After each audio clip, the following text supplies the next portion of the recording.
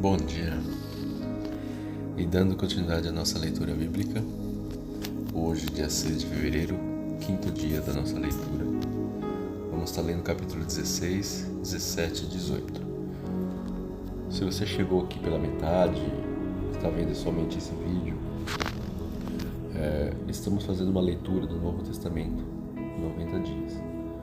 Iremos ler a Bíblia toda, porém começamos aqui no Novo Testamento a partir do dia 1º de fevereiro. Hoje é o nosso sexto dia, então vamos à leitura.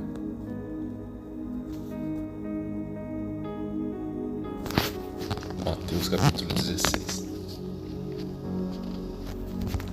Os fariseus e saduceus vieram por Jesus à prova, exigindo que lhe mostrasse um sinal do céu. Ele lhes respondeu: Vocês conhecem o ditado, céu vermelho ao entardecer, bom tempo amanhã. Céu vermelho e sombrio logo cedo, mau tempo o dia todo. Vocês sabem identificar as condições do tempo no céu, mas não sabem interpretar os sinais dos tempos. Pedem um sinal porque são uma geração perversa e adúltera, mas o único sinal que lhes darei será o sinal do profeta Jonas. Então Jesus os deixou e se retirou. O fermento dos fariseus e saduceus. Mais tarde, depois de atravessar o mar, os discípulos descobriram que tinham se esquecido de levar pães. Jesus os advertiu: Fiquem atentos, tenham cuidado com o fermento dos fariseus e saduceus. Os discípulos começaram a discutir entre si porque não tinham trazido o pão. Ao tomar conhecimento do que falavam, Jesus disse: Como é pequena a sua fé! Por que vocês discutem entre si sobre a falta de pão? Ainda não entenderam? Não se lembram dos 5 pães para os 5.000 e dos cestos que sobram, de sobras que recolheram? Nem dos 7 pães para os 4.000 e dos cestos grandes de sobras que recolheram? Como não conseguem entender que não estou falando de pão? Repito, tenham cuidado com o fermento dos fariseus e saduceus. Finalmente entenderam que ele não se referia ao fermento do pão, mas ao ensino dos fariseus e saduceus. Pedro declara sua fé. Quando Jesus chegou à região de Cesareia de Filipe, perguntou aos seus discípulos: Quem as pessoas dizem que o Filho do Homem é? Eles responderam: Alguns dizem que o Senhor é João Batista, outros que é Elias, e outros ainda que é Jeremias ou um dos profetas. E vocês? Perguntou ele: Quem vocês dizem que eu sou? Simão Pedro respondeu: O Senhor é o Cristo, o Filho do Deus vivo. Jesus disse: Que grande privilégio você teve, Simão, filho de João. Foi meu Pai no céu quem lhe revelou isso. Nenhum ser humano saberia por si só. Agora eu lhe digo que você é Pedro, e sobre esta pedra edificarei minha igreja, e as forças da morte não a conquistarão. Eu lhe darei as chaves do reino dos céus. O que você ligar na terra terá sido ligado no céu, e o que você desligar na terra terá sido desligado no céu. Então ele advertiu a seus discípulos que não dissessem a ninguém que ele era o Cristo. Jesus predisse sua morte. Daquele momento em diante, Jesus começou a falar claramente a seus discípulos que era necessário que ele fosse a Jerusalém e sofresse muitas coisas terríveis nas mãos dos líderes do povo, dos principais sacerdotes e dos mestres da lei. Seria morto, mas no terceiro dia ressuscitaria. Pedro o chamou de lado e começou a repreendê-lo por dizer tais coisas. Jamais, Senhor, disse ele, isso nunca lhe acontecerá. Jesus se voltou para Pedro e disse: Afasta-se de mim, Satanás. Você é uma pedra de tropeço para mim. Considera as coisas apenas do ponto de vista humano e não da perspectiva de Deus. Ensino sobre o discipulado. Então Jesus disse a seus discípulos: Se alguém quer ser meu seguidor, negue a si mesmo, tome a sua cruz e siga-me. Se tentar se apegar à sua vida, a perderá, mas se abrir mão da sua vida por minha causa, a encontrará. Que vantagem há em ganhar o mundo inteiro, mas perder a vida? E o que daria o homem em troca de sua vida? Pois o Filho do Homem virá com seus anjos na glória de seu Pai e julgará cada pessoa de acordo com suas ações. Eu lhes digo a verdade, alguns que estão aqui neste momento não morrerão antes de ver o Filho do Homem vindo em seu reino. Capítulo 17. A Transfiguração. 6 dias depois, Jesus levou consigo Pedro e 2 irmãos, Tiago e João, até o monte alto. Enquanto os 3 observavam, a aparência de Jesus foi transformada de tal modo que seu rosto brilhava como o sol e suas roupas se tornaram brancas como a luz. De repente, Moisés e Elias apareceram e começaram a falar com Jesus. Pedro exclamou: Senhor, é maravilhoso estarmos aqui. Se quiser, farei 3 tendas. Uma será sua, uma de Moisés e outra de Elias. Enquanto ele ainda falava, uma nuvem brilhante os cobriu, e uma voz que vinha da nuvem disse: Este é meu filho amado, que me dá grande alegria. Ouçam-no. Os discípulos ficaram aterrorizados e caíram com o rosto em terra. Então Jesus veio e os tocou. Levantem-se, disse ele, não tenham medo. E quando levantaram os olhos, viram apenas Jesus. Enquanto desciam do monte, Jesus lhes ordenou: Não contem a ninguém o que viram, até que o Filho do Homem ressuscite dos mortos. Os discípulos lhe perguntaram: Por que os mestres da lei afirmam que é necessário que Elias volte antes que o Cristo venha? Jesus respondeu: De fato, Elias vem e restaurará tudo. Eu, porém, lhes digo: Elias já veio, mas não o reconheceram e preferiram maltratá-lo. Da mesma forma, também farão o Filho do Homem sofrer. Então os discípulos entenderam que ele estava falando de João Batista. Jesus cura um menino possuído por demônio. Ao pé do monte, uma grande multidão os esperava.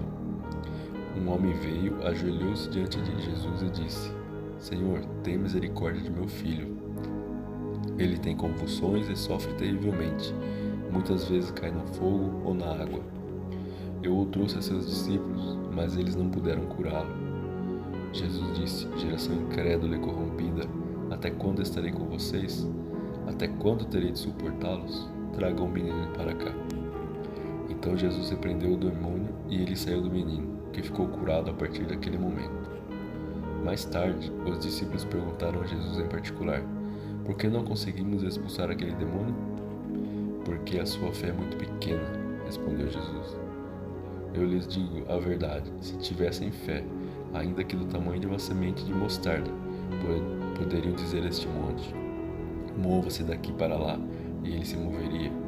Nada seria impossível para vocês, mas essa espécie não sai, senão com oração e jejum. Jesus prediz a sua morte pela segunda vez. Quando voltaram a se reunir na Galileia, Jesus lhes disse: O Filho do Homem será traído e entregue em mãos humanas. Será morto, mas no 3º dia ressuscitará. Os discípulos se encheram de tristeza. O pagamento do imposto do templo. Quando Jesus e seus discípulos chegaram a Cafarnaum, os cobradores do imposto do templo abordaram Pedro e lhe perguntaram: Seu mestre não paga o imposto do templo? Sim, paga, respondeu Jesus. Em seguida entrou em casa. Antes que ele tivesse a oportunidade de falar, Jesus lhe perguntou: O que você acha, Simão? O que vocês costumam fazer? Cobram impostos do seu povo ou do povo conquistados? Cobram dos povos conquistados, respondeu Pedro. Pois bem, disse Jesus, os cidadãos estão isentos. Mas como não queremos que se ofendam, desça até o mar e jogue o anzol. Abra a boca do primeiro peixe que pegar e ali encontrará uma moeda de prata. Pegue-a e use-a para pagar os impostos por nós dois. Capítulo 18. O maior no reino. Nessa ocasião, os discípulos vieram a Jesus e perguntavam: Afinal, quem é o maior no reino dos céus?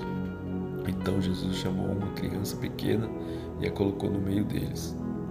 Em seguida disse: Eu lhes digo a verdade. A menos que vocês se convertam e se tornem como crianças, jamais entrarão no reino dos céus. Quem se torna humilde como essa criança é o maior no reino dos céus. E quem recebe uma criança como esta em meu nome, recebe a mim. Advertência para não causar pecado. Mas se alguém fizer cair em pecado um desses pequeninos que em mim confiam, teria sido melhor ter amarrado uma grande pedra de moinho no pescoço e se afogado nas profundezas do mar. Quanto sofrimento haverá no mundo por causa das tentações para o pecado?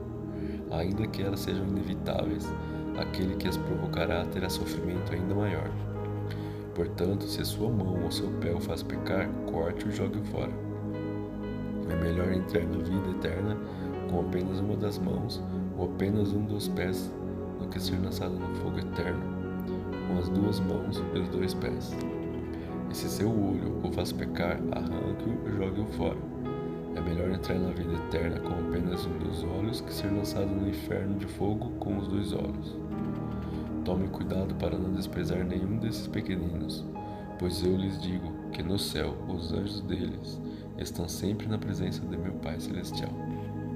E o Filho do Homem veio para salvar os que estão perdidos. A parábola da ovelha perdida. Se um homem tiver 100 ovelhas e uma delas se perder, o que vocês acham que ele fará? Não deixará as outras 99 nos montes e sairá à procura da perdida? E se a encontrar, eu lhes digo a verdade, ele se alegrará por causa dela, mais que pelas 99 que não se perderam. Da mesma forma, não é da vontade de meu Pai no céu que nenhum desses pequeninos se perca. Como corrigir o irmão? Se um irmão pecar contra você, fale com ele em particular e chame-lhe a atenção para o erro. Se ele o ouvir, você terá recuperado seu irmão. Mas se ele não ouvir, leve consigo um ou dois e fale com ele novamente, para que tudo que você disser seja confirmado por 2 ou 3 testemunhas. Se ainda assim ele se recusar a ouvir, apresente o caso à igreja. Então, se ele não aceitar nem mesmo a decisão da igreja, trate-o como gentil ou como cobrador de impostos. Eu lhes digo a verdade, o que vocês ligarem na terra terá sido ligado no céu, e o que desligarem na terra terá sido desligado no céu. Também lhes digo que se 2 de vocês concordarem aqui na terra a respeito de qualquer coisa que pedirem, meu Pai no céu os atenderá. Pois onde 2 ou 3 se reúnem em meu nome, eu estou no meio deles. Parábola sobre a importância do perdão. Então Pedro se aproximou de Jesus e perguntou: Senhor, quantas vezes devo perdoar alguém que peca contra mim? 7 vezes? Jesus respondeu: Não 7 vezes, mas 70 vezes 7. Portanto, o reino dos céus pode ser comparado a um senhor que decidiu pôr em dia as contas com os servos que lhe deviam. No decorrer do processo, trouxeram diante dele um servo que lhe devia 60 milhões de moedas. Uma vez que o homem não tinha como pagar, o Senhor ordenou que ele, sua esposa, seus filhos e todos os seus bens fossem vendidos para quitar a dívida. O homem se curvou diante do Senhor e suplicou: Por favor, tenha paciência comigo e eu pagarei tudo. O Senhor teve compaixão dele, soltou-o e perdoou-lhe a dívida. No entanto, quando o servo saiu da presença do Senhor, foi procurar outro servo que trabalhava com ele e que lhe devia 100 moedas de prata. Agarrou-o pelo pescoço e exigiu que ele pagasse de imediato. O servo se curvou diante dele e suplicou: Tenha paciência comigo e eu pagarei tudo. O credor, porém, não estava disposto a esperar. Mandou que o homem fosse lançado na prisão até que tivesse pago toda a dívida. Quando outros servos, companheiros dele, viram isso, ficaram muito tristes. Foram ao Senhor e lhe contaram tudo o que havia acontecido.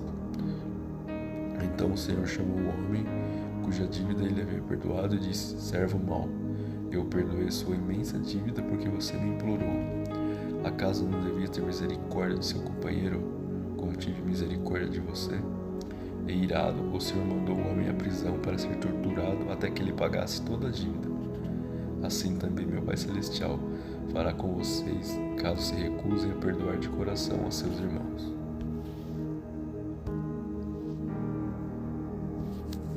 Finalizamos então o capítulo 16, 17 e 18. Vamos orar. Pai amado, obrigado, Senhor, por mais um dia de vida. Pai, obrigado pela manhã. Obrigado por essa segunda-feira, Pai, por essa semana que inicia. Abençoa cada um, ó Deus, que está ouvindo essa palavra. Toca nos corações, ó Deus, que Teu Espírito Santo seja revelado a cada um. Que as Tuas palavras, ó Pai, entrem nos nossos corações e frutifiquem. Muito obrigado, ó Deus, por esse dia. Obrigado, Pai, nos abençoa durante essa semana. Nós te oramos, te louvamos, te exaltamos, Pai. Em nome de Jesus.